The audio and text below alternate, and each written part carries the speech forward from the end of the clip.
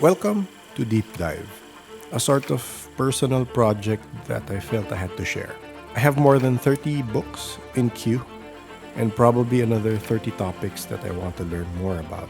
And sometimes I want to hear a summary before I invest a couple of days of deep dive. This podcast is a result of that need.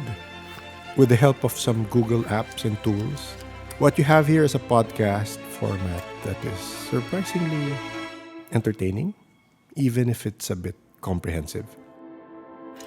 For this episode, our sources are Blavatsky on the Book of Enoch by Helena Blavatsky, Madame Blavatsky, the Mother of Modern Spirituality by Gary Lachman. Welcome to the Deep Dive.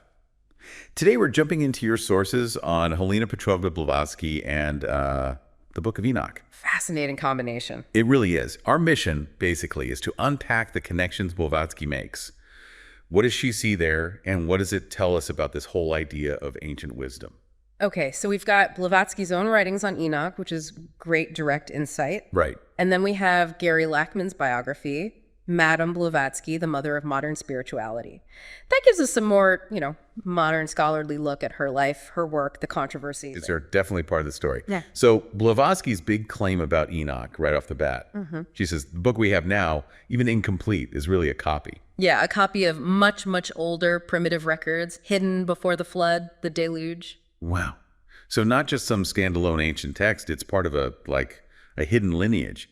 For you listening, why is that kind of claim so important in her system? Well, it's fundamental, really. By saying Enoch is a copy of these lost records, she's building a case for a continuous stream of ancient wisdom. Connecting the dots between different traditions. Exactly. Suggesting they all tap into some shared deep source that maybe predates what we think of as history. But Lachman's book adds that layer of caution, right? Her secrecy, the arguments around her. Absolutely. Lachman gives us that context. It's crucial when you're looking at claims this grand.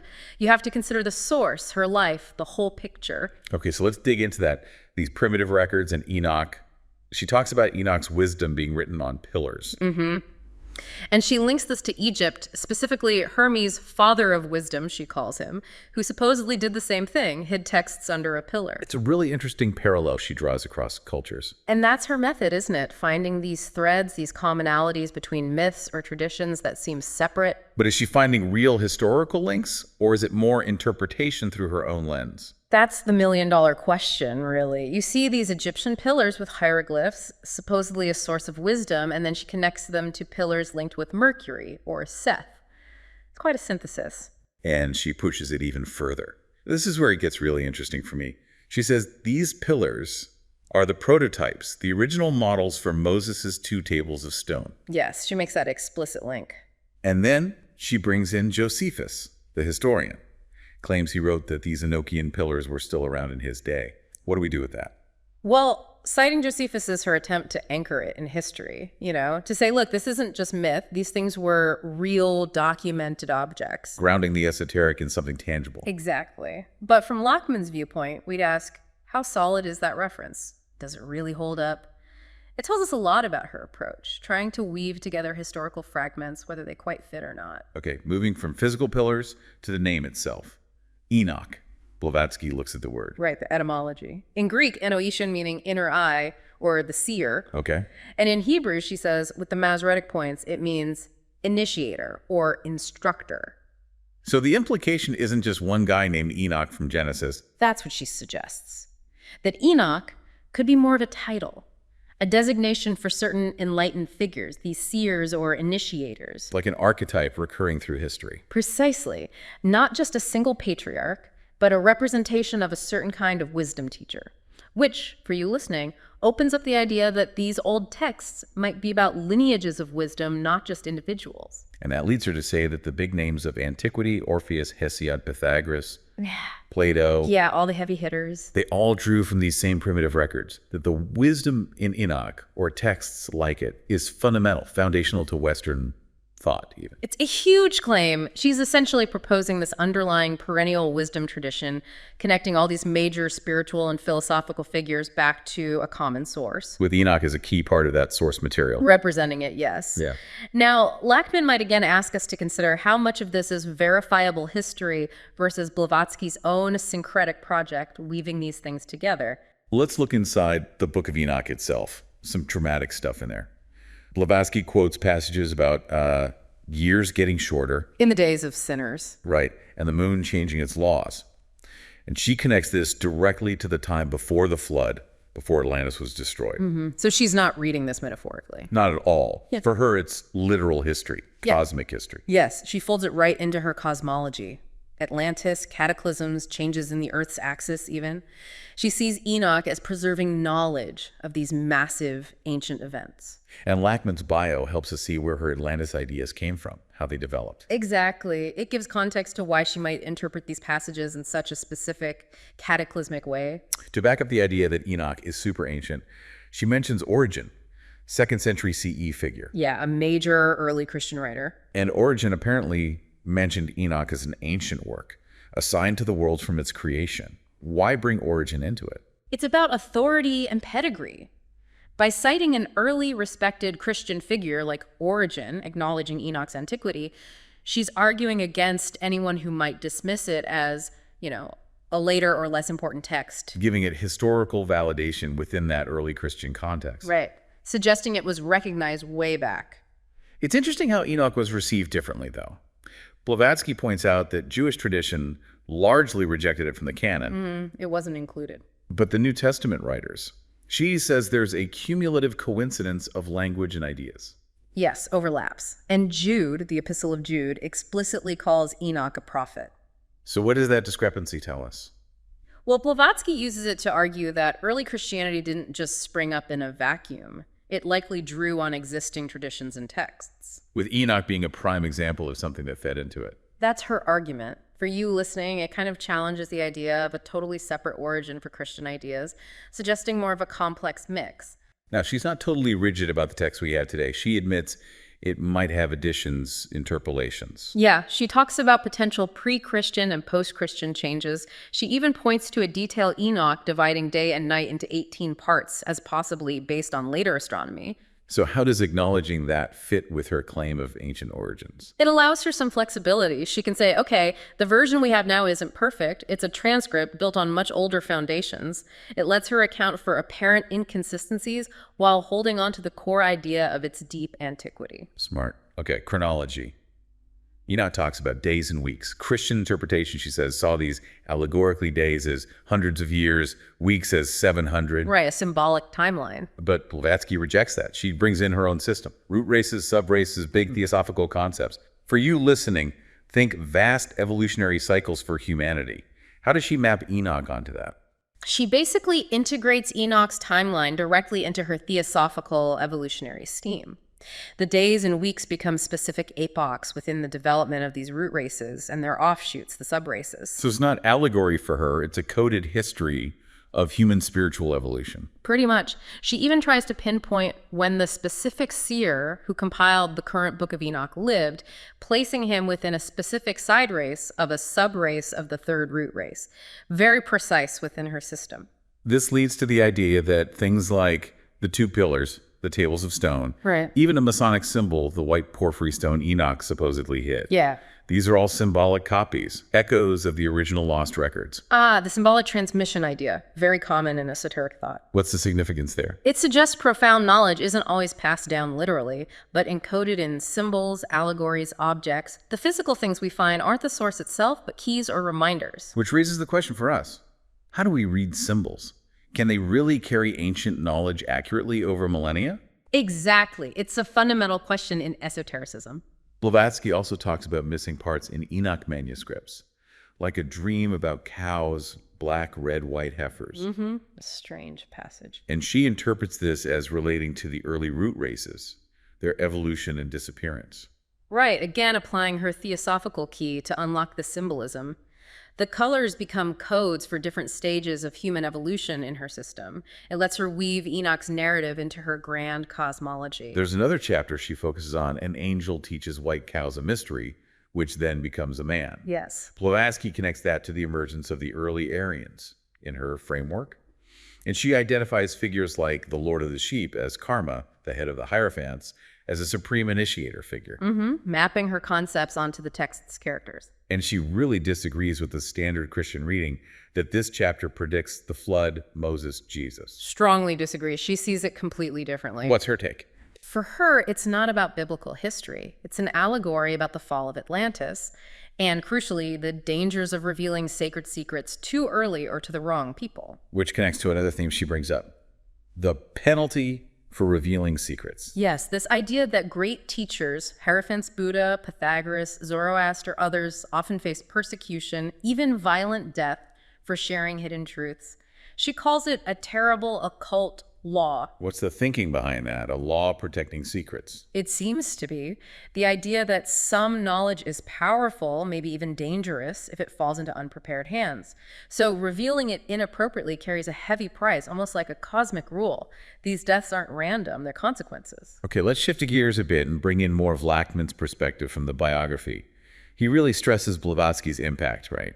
Saying modern spirituality would look very different without her. He does. He argues she's often overlooked, but was absolutely pivotal in bringing Eastern ideas, reincarnation, karma, masters to the West, and blending them with Western esotericism. Popularizing concepts that are now, well, pretty common in some circles. Exactly.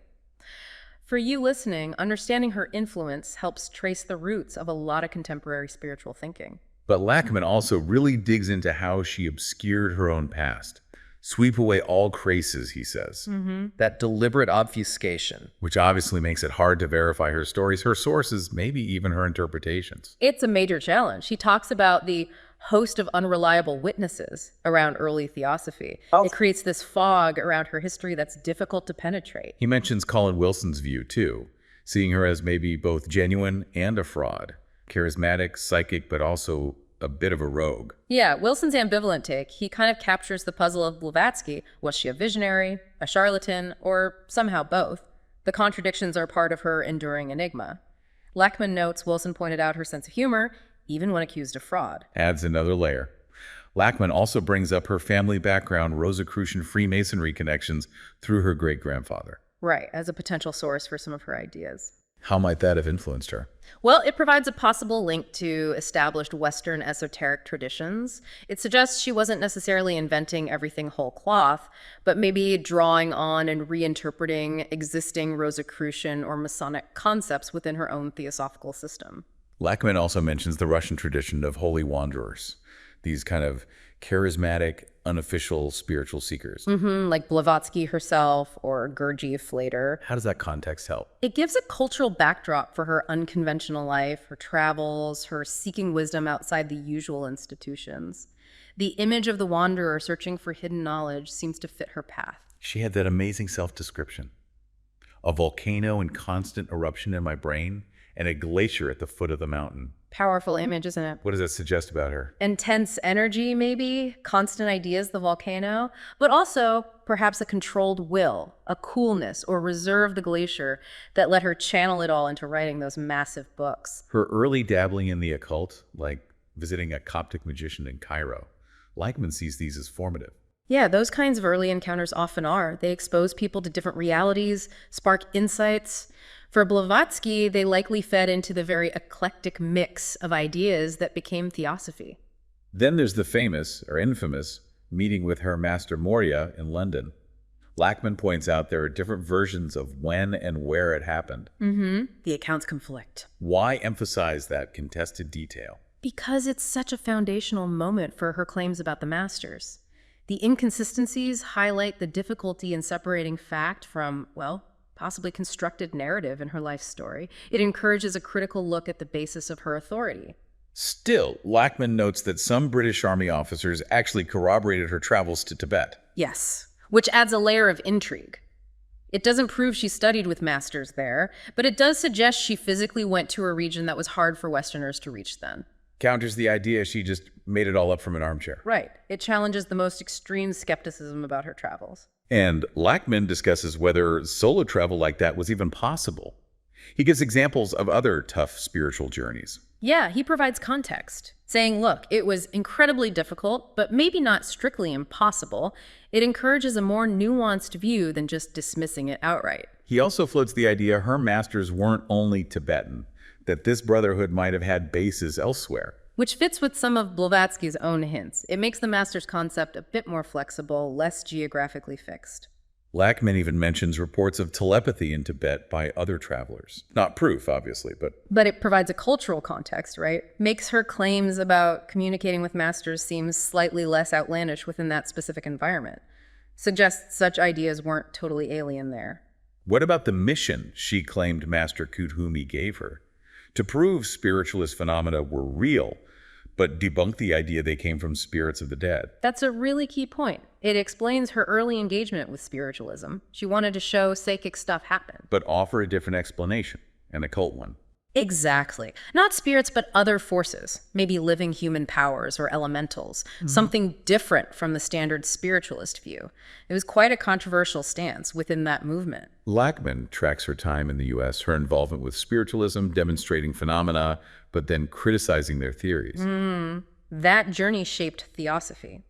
Spiritualism gave her an initial audience, a stage, but her disagreement with its philosophy pushed her to formulate her own system. Which led to founding the Theosophical Society with Colonel Alcott. A crucial step that gave her the organization, the platform, the followers to spread her ideas. Then came Isis Unveiled, her first huge book.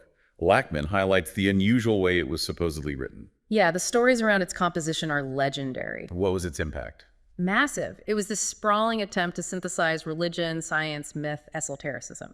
It introduced core theosophical concepts to a wider public and really put her on the map in that late 19th century occult revival. And a key concept from Isis is the astral light, or Akashic record.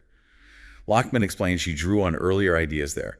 Why is this concept so central for you listening? It's kind of the bedrock for a lot of theosophical ideas about how things work. This universal memory, this etheric medium, it explains clairvoyance, telepathy, how knowledge could be preserved or accessed psychically. It's the cosmic library, essentially. After Isis, the focus shifts towards India, right? Connected with the Arya Samaj. Yes, a strategic move. Blavatsky revered Eastern wisdom, especially Indian thought. She saw India as holding ancient keys. Linking with the Arya Samaj was an attempt to align with an existing Hindu reform movement. Lachman recounts their arrival in India, Olcott, and Blavatsky. Stories of meeting masters, the bungalow hidden by Maya, or illusion. These stories really built up the narrative of direct guidance from the masters, adding that touch of the miraculous, reinforcing the idea that society had this hidden backing. Then came the Simla phenomena, the materialized cup and saucer, Mrs. Hume's lost brooch reappearing. Very famous incidents, generated huge buzz, both positive and negative. Why were they so significant? They became focal points for the whole debate about her powers. Believers saw proof. Skeptics saw elaborate tricks. They fueled the controversy massively. And the Mahatma letters, the correspondence with AP's Senate. Hugely influential, Lachman notes, but also deeply controversial regarding their origin. Absolutely. Are they genuine letters dictated or precipitated by hidden masters, or were they written by Blavatsky herself? That debate still goes on. But their content was crucial. Oh, definitely. They became a primary source for detailed theosophical teachings, elaborating on cosmology, evolution, guidance for the movement. Lachman mentions concepts like rounds and root races coming through in those letters. Just shows the sheer scale of the cosmology being presented. It really does. We're talking vast cycles of time, cosmic evolution, human development across millennia, a complete alternative history and future for the universe and humanity. Then the headquarters at Adyar gets established. Yeah. And the shrine to the masters. Yeah, Adyar became the physical heart of the movement worldwide. The shrine was a focus for devotion, a symbol of that connection to the hidden hierarchy, gave it a tangible center. But then the big crisis hits. The Coulomb affair, the Hodgson report accusing her of fraud. A major blow. Hodgson, from the Society for Psychical Research, concluded she was basically faking phenomena using trickery. What were the consequences? It severely damaged her reputation, especially in Britain, and cast a long shadow over Theosophy. The society survived, but those accusations never really went away. It became a defining controversy. Yet Lachman shows he just kept going, traveled, worked relentlessly on the secret doctrine, her biggest work. Incredible resilience, wasn't it? Despite the public condemnation, she seemed completely driven by her mission. The secret doctrine was meant to be her ultimate statement. Her final years in London, she still attracted this diverse crowd, right? Even W.B. Yeats visited.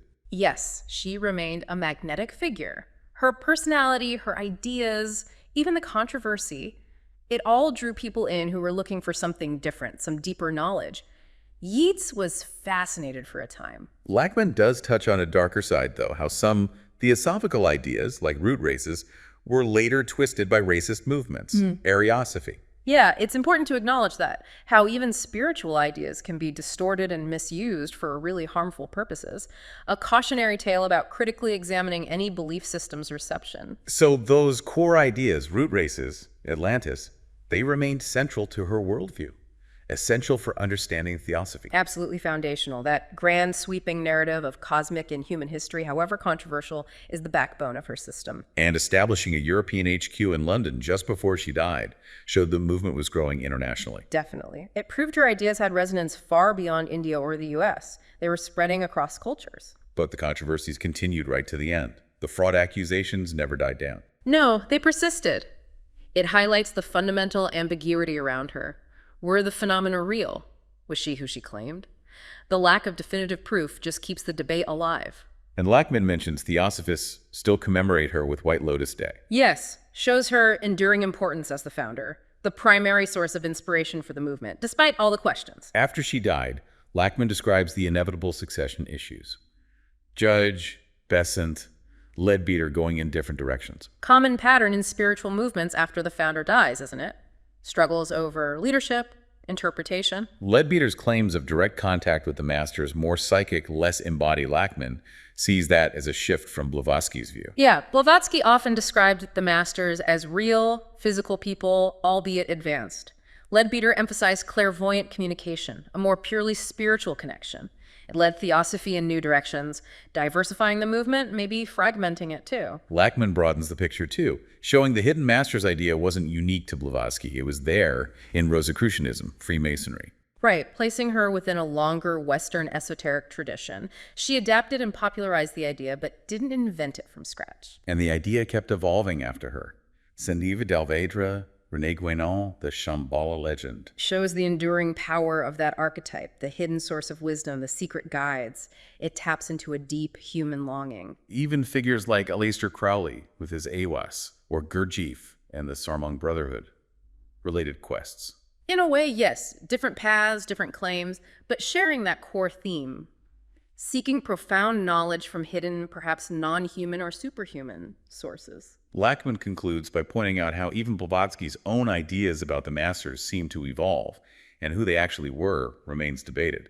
Lots of candidates suggested. That ambiguity is part of the package, isn't it? The mystery around the masters mirrors the mystery around Blavatsky herself. It keeps things open to interpretation, maintains that sense of the transcendent. So, wrapping up this deep dive, we've seen Blavatsky weave this incredible tapestry linking Enoch to Egypt, Greece, Judeo-Christian texts, her own root race cosmology. All stemming from that core belief in lost primitive records. And what really stands out is this idea of knowledge being encoded, needing that inner eye, like the meaning of Enoch's name, to see it.